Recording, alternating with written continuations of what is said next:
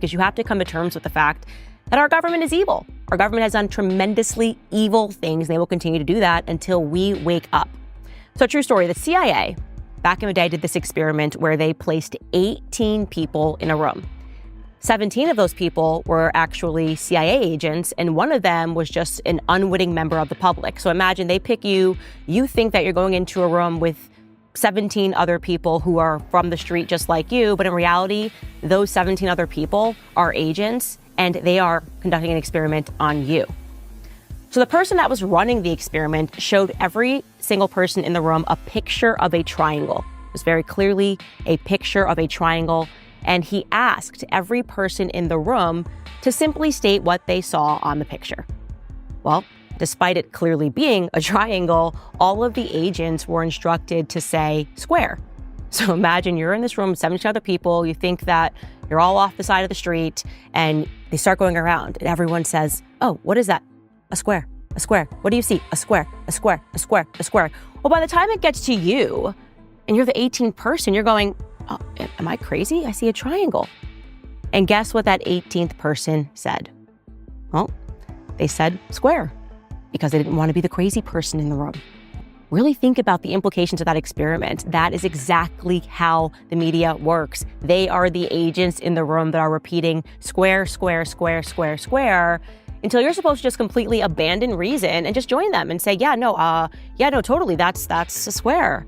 That's what I see too, even though you know that's completely not true. Experiment called the Solomon Asch Conformity Experiment, and they did it on college campuses. They would pull 8 students into a room.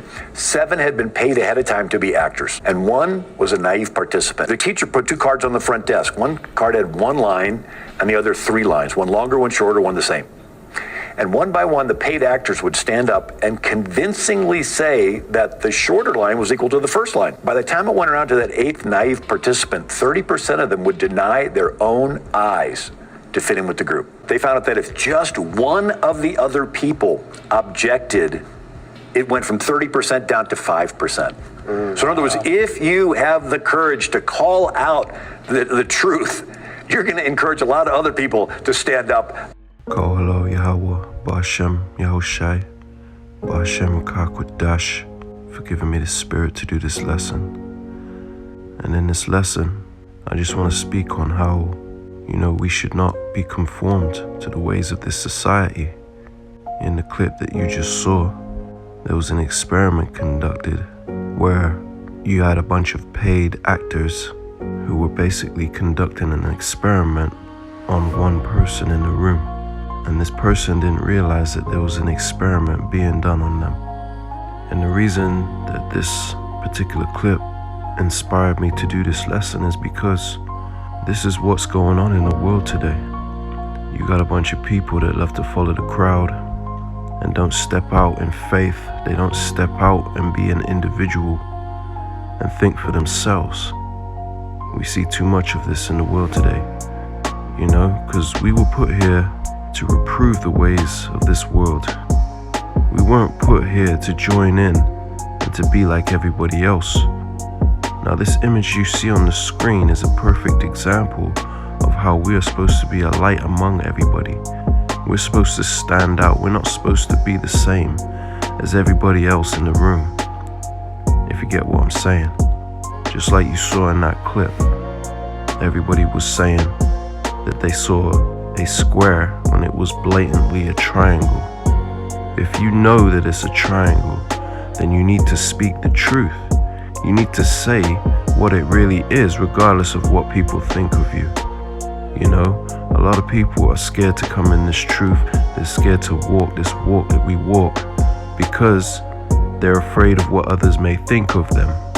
Now, if you see that there is great wickedness in the earth, then you gotta call it out. You gotta call a spade a spade. You gotta address the elephant in the room. And this is what doing the work of the Lord is all about. Standing up for righteousness and being a light among the world. Alright, so I got a couple precepts I want to bring out. And Lord willing, you find this lesson edifying. Alright, so this is the book of Romans, chapter 12. And I'm gonna start at verse 1. The point is in verse 2. It says, I beseech you therefore, brethren, by the mercies of the Most High, that ye present your bodies a living sacrifice, holy, acceptable unto the Most High, which is your reasonable service. So it is our reasonable service to come out here and do this work, to teach our brethren. We're pretty much making our bodies a living sacrifice by not joining into the things that the people do in the world and sacrificing your time and your energy into this gospel. You know, this is our reasonable service. It's something that is required of us that we should do willingly. And this is the point in verse 2. It says, "And be not conformed to this world, but be ye transformed by the renewing of your mind, that ye may prove what is that good and acceptable and perfect will of the Most High." So the point is that we should not be conformed to this world. We don't need to follow the crowd. We don't need to be like everybody else in the world. Even when they think we're crazy, you know, we shouldn't let the incredulity of these people trouble us. These people that don't believe in what we believe in. They can't see what we see. It's because we are the light of the world. We're a rare people in this earth, and you must embrace that. Although it is a very hard walk, it is a very lonely path, but the reward at the end will be great, because it is not yet known that we are the light of the world, because we are the Lord's hidden ones. But the whole world will know in due time who we were in this world. Although we look like hate preachers, we look like the worst thing going, it will be known in the end that we were the sons of the living power. We were the light in the world that they needed, that they didn't know they needed. So it also says, "But be ye transformed by the renewing of your mind." So this is what it means to be born again, is to renew your mind, to wash yourself of the filth of this world and become a new creature in Hamashiach Yahushai. Right, this is another precept which shows you how you must renew your mind, which is something we all need to do. We all need to renew our minds and not be conformed to the ways of this world. So this is the book of Psalms chapter 119 and verse 9. It says, "Wherewithal shall a young man cleanse his way?" This is a question. It says, "By taking heed thereto, according to thy word." So basically, by taking heed to the words of the Lord, which is coming through his prophets. You know, we must be diligent to study and to gain as much knowledge, wisdom, and understanding as we can in this short time that we have left. This is what we call sharpening our sword, because we are at war. We are in a spiritual battle. And if you don't have knowledge, wisdom, and understanding, then you don't have the armor. Basically, you don't have the necessary tools to fight this battle. And only the wise will understand what I mean by this. But we are in a battle right now, a battle for righteousness.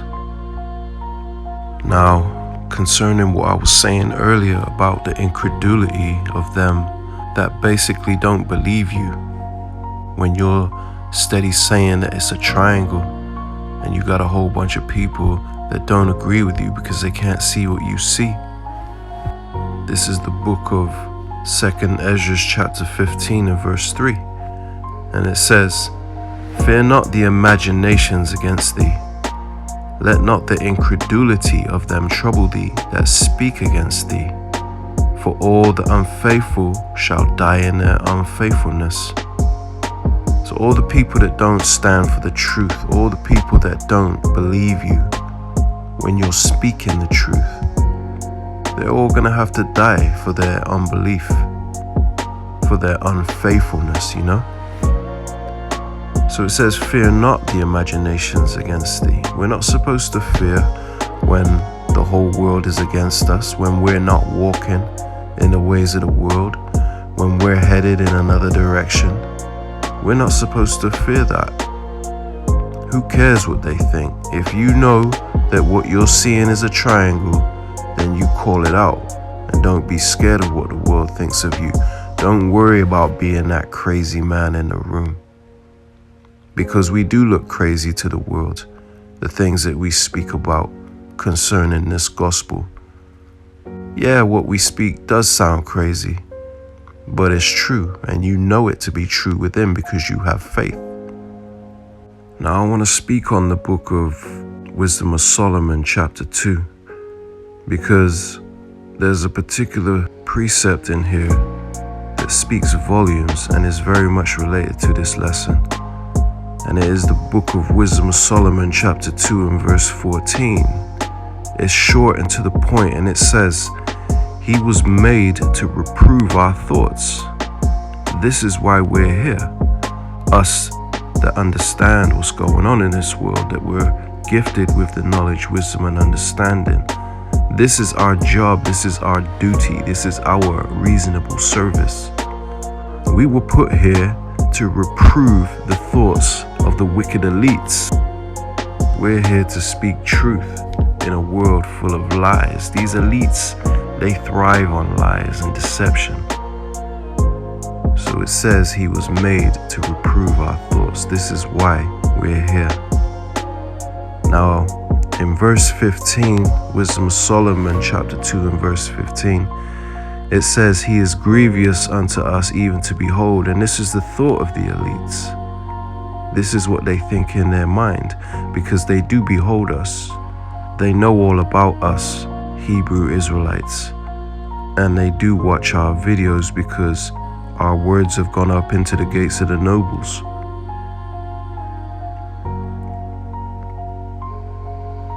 But the point I'm getting at here, it says, "He is grievous unto us even to behold." So, us standing for righteousness and calling out their wickedness is grievous to them. They can't stand the sight of our righteousness, our light that's shining in the world. It's repugnant to them. So it says, "He is grievous unto us even to behold, for his life is not like other men's. His ways are of another fashion." He's not conforming to this world and scared to say that he sees a triangle. He's not going to give in and say that he sees a square just because everyone else in the room says that they see a square. He knows what he sees, and he's going to speak what he sees regardless of what people think of him. So basically, our life is not like other men's. Our ways are of another fashion. And this is grievous to the enemy. This is the book of Sirach, chapter 30 and verse 3. It says, "He that teacheth his son grieveth the enemy, and before his friends he shall rejoice of him." The point is in the first bit right there, that he that teacheth his son grieveth the enemy. Basically, if you teach a person who you're watching over, in this case being the flock, you being the shepherd, and you teach them the right way, that grieves the enemy. This is why we're grievous for them to behold, because we're teaching the elect of our people the right way to walk. We're influencing them to stand in boldness and to declare righteousness in this earth in the face of danger. Because it is a dangerous walk for us to walk this walk.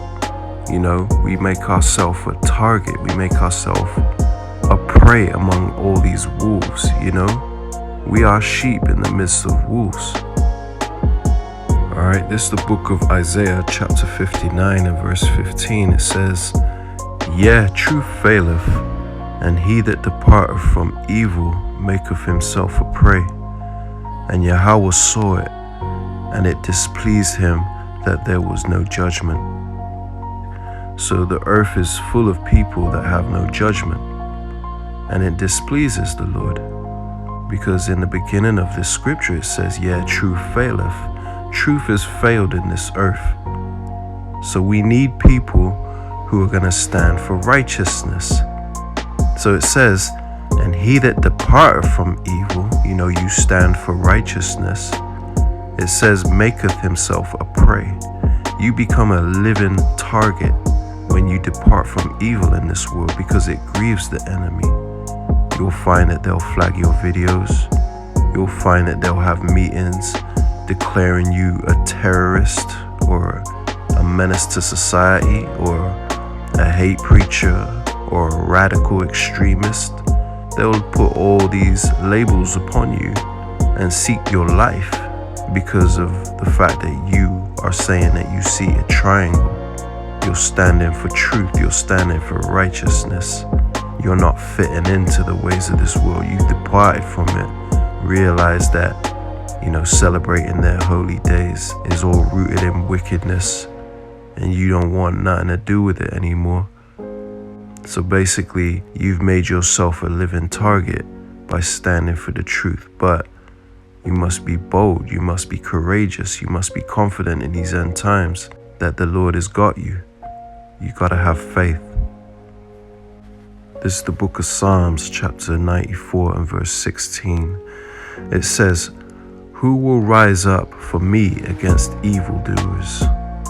Or who will stand up for me against the workers of iniquity?" So who's gonna stand up for Yahweh Hashem Yahushai against the workers of iniquity?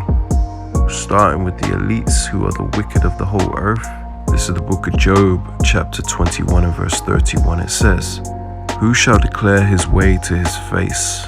And who shall repay him what he hath done?" The first part, that is our job.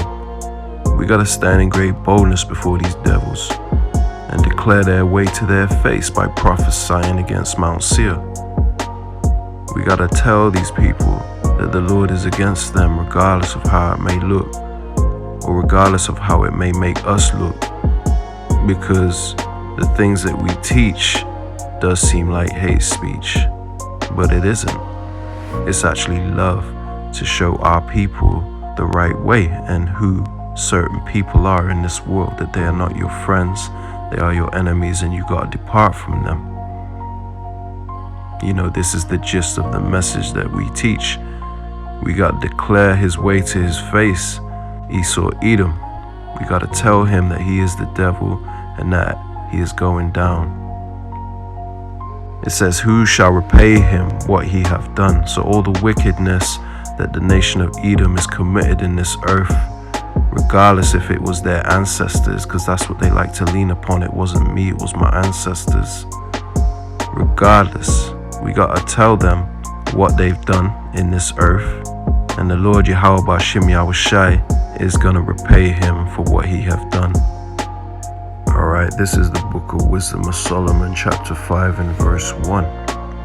It says, "Then shall the righteous man stand in great boldness before the face of such as have afflicted him and made no account of his labors."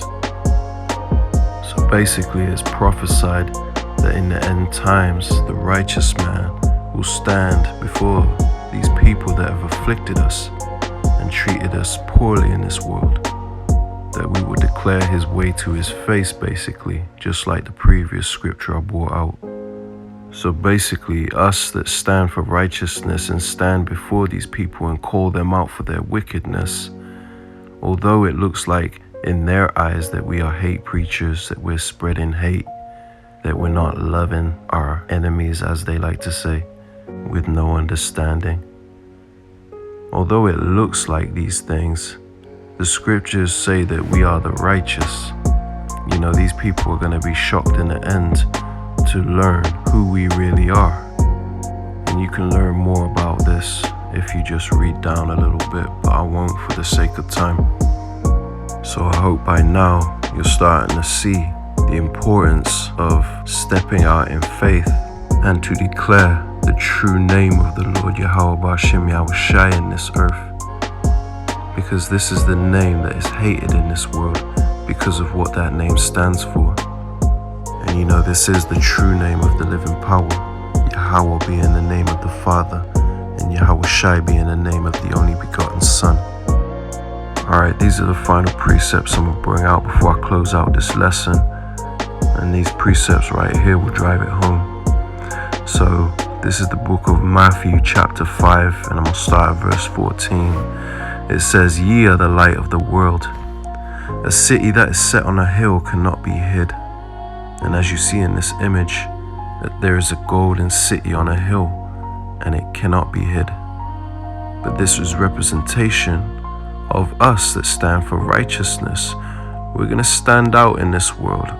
You know, we're going to be bright in this world, full of light, regardless if the world can't recognize that light. You know, we are rare people in this earth, us that stand for righteousness, and us that possess the knowledge, wisdom, and understanding of Yahweh Bahasham Yahushai.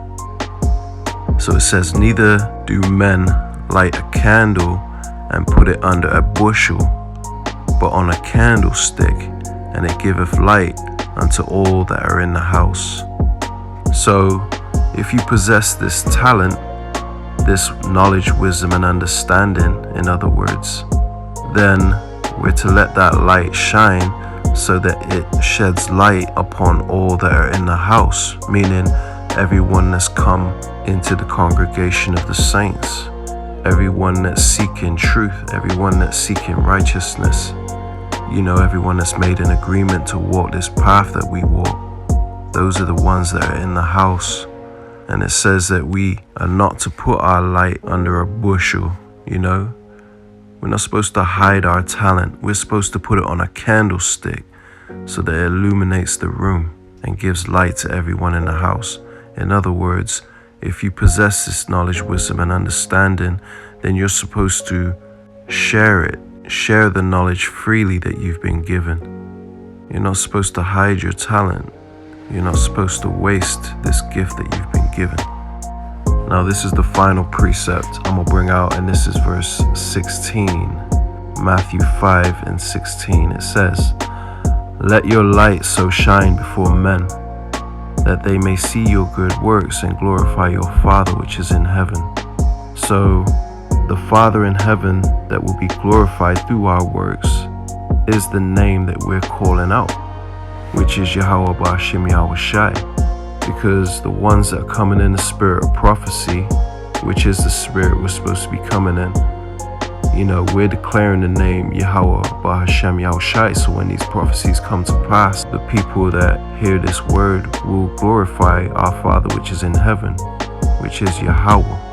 Alright, so I'm closing out here. Lord willing, you are edified by this lesson, because by us rising up in boldness and declaring righteousness in the earth, meaning letting our light shine in the earth, this will influence others to do the same, and then eventually it will spread like a virus, but a righteous virus.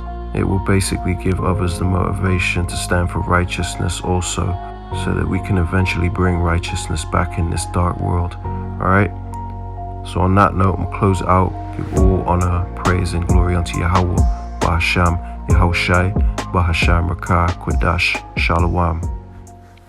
If you have the courage to call out the truth, you're going to encourage a lot of other people to stand up